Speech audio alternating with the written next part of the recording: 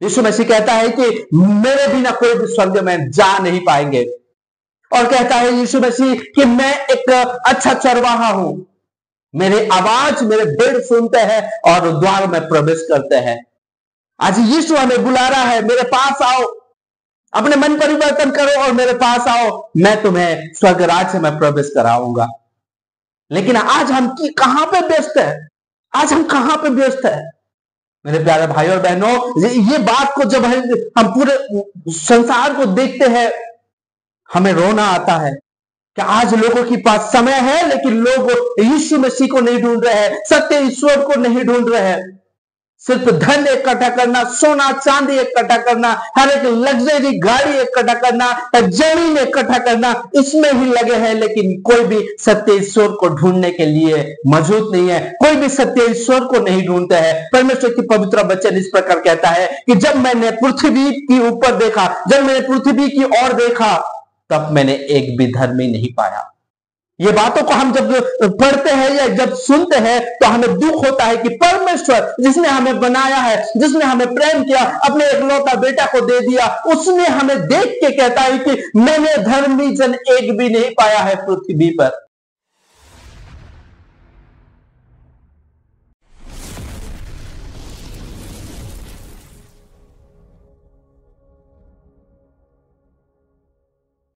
Praise the Lord. जय मसीह। मेरे प्यारे भाई और बहनों, आप सभी को 21 दिन की इस सफर में मैं बहुत बहुत स्वागत करता हूं। मैं आशा करता हूं मेरे प्यारे भाई और बहनों कि परमेश्वर की पवित्र वचन को सुन के आप बहुत आशीषित होंगे, क्योंकि मेरे प्यारे भाई और बहनों ये अंतिम समय है और इस अंतिम समय में हमें हर पल, हर सेकेंड, हर एक मोमेंट में परमेश्वर की वचन की हमें जरूरत है।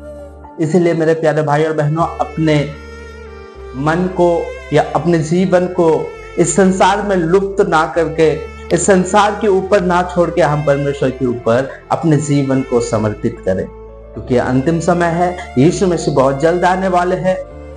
इसलिए मेरे प्यारे भाई और बहनों, आइए हम वचन की ओर चलेंगे और वचन अध्ययन करेंगे और वचन से कुछ परमेश्वर से हम सीखेंगे, क्योंकि आज परमेश्वर ने हमें जो सिखाया है, मैं चाहता हूं कि आप भी वो सीखो, वो जानो और परमेश्वर की मर्जी और परमेश्वर की इच्छाओं को आप जानो। आइए हम देखेंगे मत्ती रचित सुसमाचार 24 अध्याय उसका 37 वचन को देखेंगे।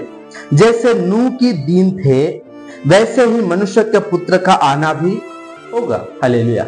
परमेश्वर की पवित्र वचन आज हमें जागरूक कर रहा है कि एक समय था या एक दिन था जो नूह की दिन था। हालेलुया। नूह के जमाने में क्या होता था मेरे प्यारे भाई और बहनों? नूह 120 साल तक क्या किया? लोगों को प्रचार किया कि अपने मन फिराओ, तुम जो काम कर रहे हो, तुम्हारा जो सोच हो रहा है, तुम जो रास्ता में आप जा रहे हो, उस रास्ता गलत रास्ता है और उस रास्ता में जाने की वजह से परमेश्वर आपके ऊपर क्रोध रखा है या आपके ऊपर दंड को रखा है या आपके जीवन में मृत्यु को रखा है। लेकिन तुम आज फिरो, अपने मन फिराओ, गलत कामों से फिरो। ये प्रचार करता था कितना दिन?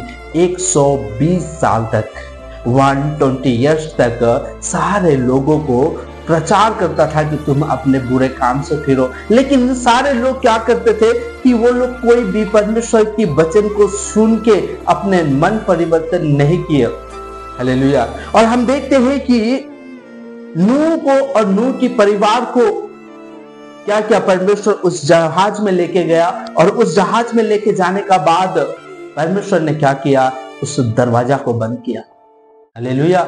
हम नूह की बारी में, जहाज की बारी में, या सारे पशु पक्षी का बारी में, या जल प्रलय की बारी में कितने हम प्रचार सुने हैं। हालेलुया। लेकिन जो बंद किया गया, क्या चीज? जो दरवाजा को या जो जहाज का जो गेट था उसको बंद किया गया। उसके बाद बहुत सारे 40 दिन और 40 रात क्या हुआ? बारिश हुआ। हालेलुया। 40 दिन और 40 रात क्या हुआ? बारिश हुआ। बारिश होने के बाद जो पाताल से जो पानी निकलता है वो क्या हो गया? खुल गया। और ऊपर से भी आकाश खुल गया और सारे बारिश हुआ, और वो सारे जितने भी लोग थे सारे लोगों को क्या किया, वो बहाने का उनको उन सारे लोगों को बहा के लेके जाना शुरू कर दिया मेरे प्यारे भाई और बहनों। लेकिन परमेश्वर ने क्या किया था, उस जहाज को बंद कर दिया था। हालेलुया। उस जहाज को बंद कर दिया और उस जहाज में सिर्फ नूह की परिवार ही था। हालेलुया। उस नूह की परिवार था, जो नूह था वो एक धर्मी पुरुष था। उसके मन में, वो भी एक इंसान है, उसके मन में बहुत लोगों को लेके बहुत सारे चिंताएं था कि मैंने प्रचार भी किया लेकिन उन्होंने मेरे बातों को नहीं सुने, परमेश्वर की आज्ञाओं को नहीं सुने और आज वो लोग मर रहे हैं। हालेलुया।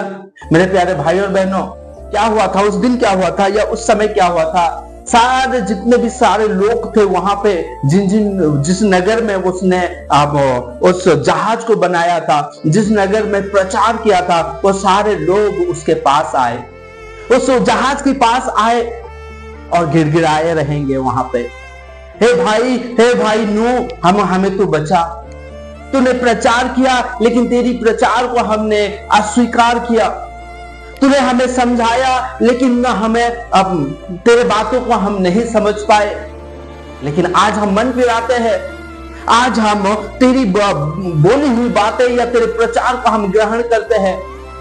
हे भाई, तो आज हमारे लिए गेट खोल दे, हम अपने मन परिवर्तन करते हैं।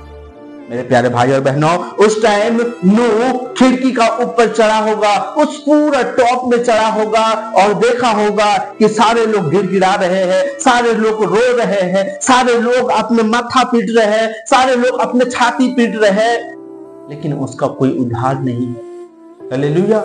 उसका कोई उद्धार नहीं है। उन्होंने सारे लोग अपने मन परिवर्तन किए, लेकिन अंतिम समय में, लेकिन न कोई समय ही नहीं था उस टाइम मन परिवर्तन किए। सारे लोग आए, सब दरवाजा को खटखटा रहे हैं। नूह देखा होगा और बोला होगा, नहीं, मैं नीचे जाऊंगा, इन लोगों को खोल दूंगा, दरवाजा को मैं खोल दूंगा। हालेलुया।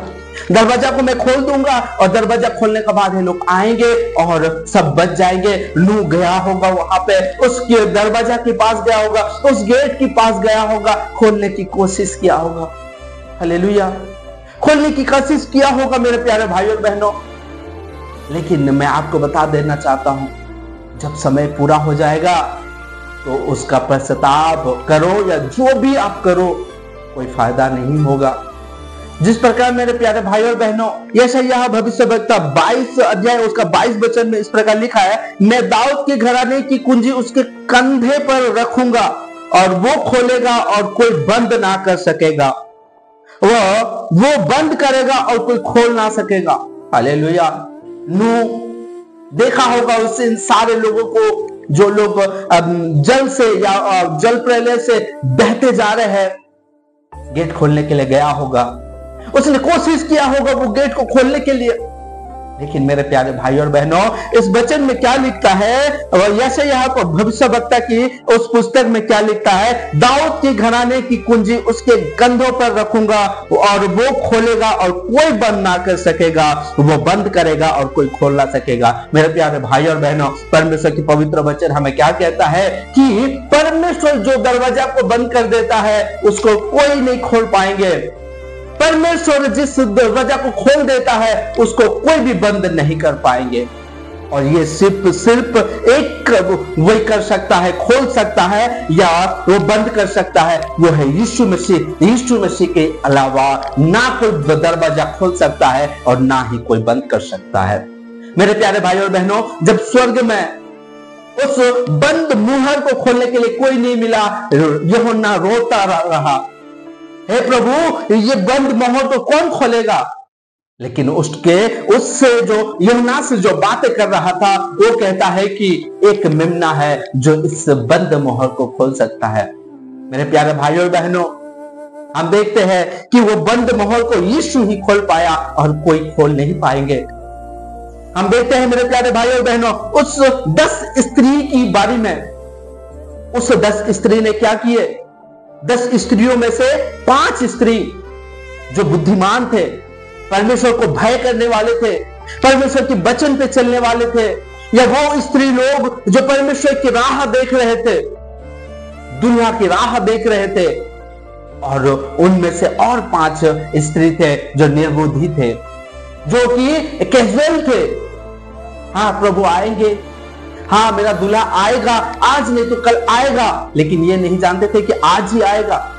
5 स्त्री का पास तेल रहता है, वो लोग फिर अपने दिया जलाते हैं और दूल्हा के साथ जाते हैं। और 5 स्त्री का पास दिया जलाने के लिए तेल नहीं रहता है, वो लोग वापस रिटर्न हो जाते हैं, वो लोग दरवाजा के पास जाते हैं। जैसे इस प्रकार लिखा है कि वो दूल्हा आया, 5 स्त्री को लेके गया, अंदर लेके गया और दरवाजा को बंद कर दिया। उसके बाद वो 5 स्त्री आए और वो खटखटाने लगे कि हे प्रभु, हे स्वामी, हे प्रभु, हमारे लिए तू दरवाजा खोल दे। अंदर से दूल्हा आवाज देता है, तुम कौन हो? मैं तुम्हें नहीं जानता हूं। मेरे प्यारे भाइयों बहनों, परमेश्वर की पवित्र वचन क्या कहता है? नूह की समय जैसा था या जैसा हुआ था, मनुष्य के पुत्र के आने का समय भी ऐसा होगा।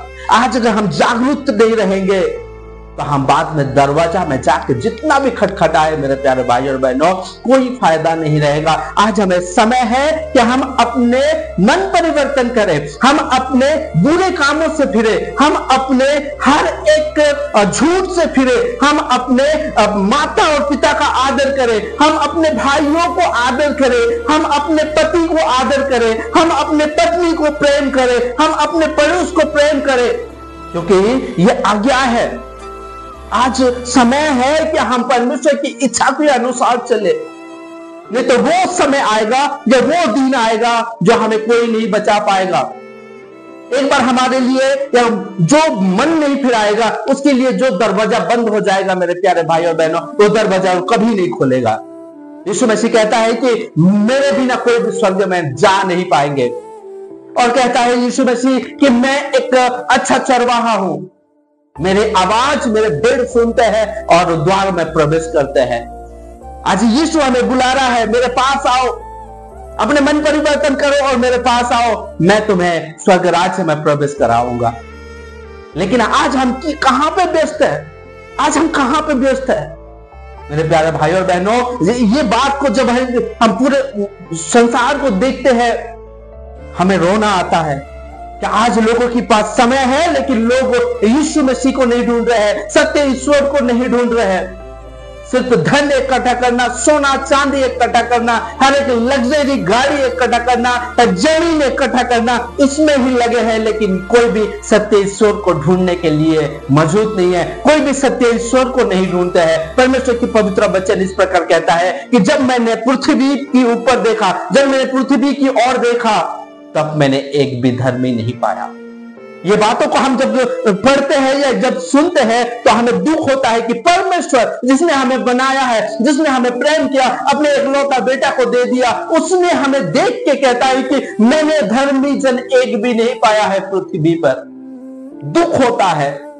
आप अपने बच्चों को देखोगे, अपने बच्चों के लिए सब कुछ करोगे, अच्छे स्कूल में दाखिला करोगे, अच्छे कॉलेज में आप दाखिला करोगे, उसके हर एक खुशी के लिए हर एक सुविधा चीज दोगे, और देखोगे कि वो आप जो सुविधा दिए हो या आप जो उसके लिए किए हो, वो सब व्यर्थ हो रहा है। आप फील करके देखो एक बाप को जो कि अपने बेटे के लिए सब कुछ करता है, लेकिन सब व्यर्थ हो जाता है। सोच के देखो, उसने हमें अपने स्वरूप में बनाया है, अपने श्वास दे के हमें बनाया है। उसको कितना दुख होता होगा जब आप उसकी बातों को नहीं सुनते हो, आप उसकी बातों को नहीं मानते हो और इस संसार में लुप्त हो गए हो। मैं आपको फिर से एक बार याद दिलाना चाहता हूं, नूह के समय जैसा जल प्रलय हुआ था और सारे लोग मर गए थे जल प्रलय में, और जो दरवाजा बंद हो गया था वो कभी खोला नहीं। परमेश्वर के बिना आज भी यीशु मसीह आने वाला है।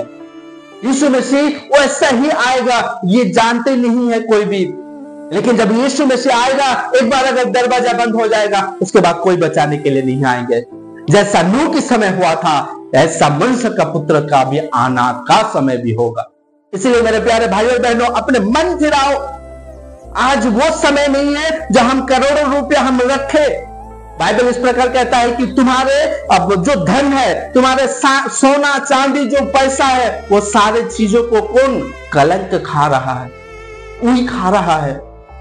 मेरे प्यारे भाइयों और बहनों, ये सारे धन दौलत क्या करोगे जो आपके पास नहीं रहेगा? अनंत जीवन में आप इसे लेके नहीं जा पाओगे। लेकिन मेरे प्यारे भाइयों और बहनों, जो इंसान, यीशु मसीह कहता है कि जो मेरे वचनों को सुनता है और मेरे वचनों पे चलता है, मेरे वचनों पे मानता है, वो स्वर्ग राज्य की बारिश होगा। उसे कोई नहीं रोक पाएंगे मेरे प्यारे भाइयों और बहनों। जो परमेश्वर के वचन पे चलता है और जो परमेश्वर के यीशु मसीह के मर्जी को ढूंढता है।